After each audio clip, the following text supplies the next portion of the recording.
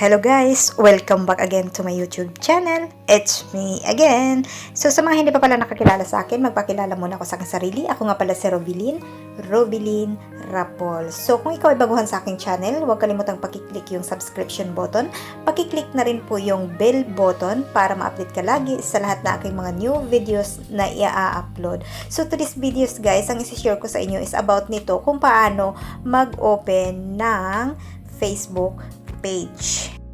Paano nga ba gumawa ng ating Facebook page? So, sundan nyo lang guys, napakadali ito at una, step by step naman yung gagawin natin, kaya sundan nyo lang. Step 1, open Facebook apps. Then step 2, open yung menu tab. Step 3, find the top page. Step 4, tap to create.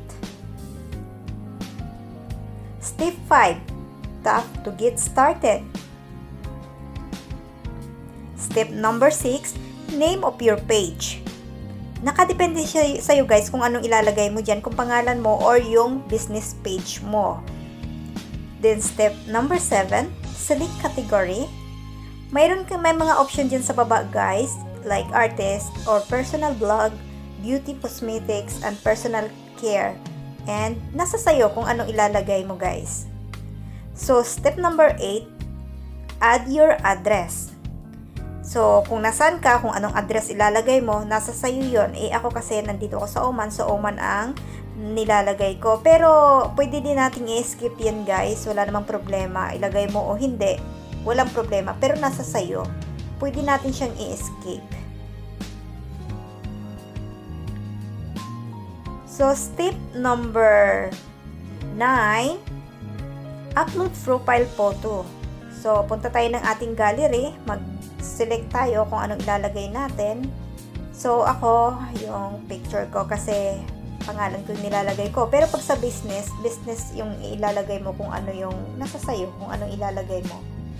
Then, step number 10, upload cover photo. Ayan, select na naman tayo from gallery. Ayan. Ayan.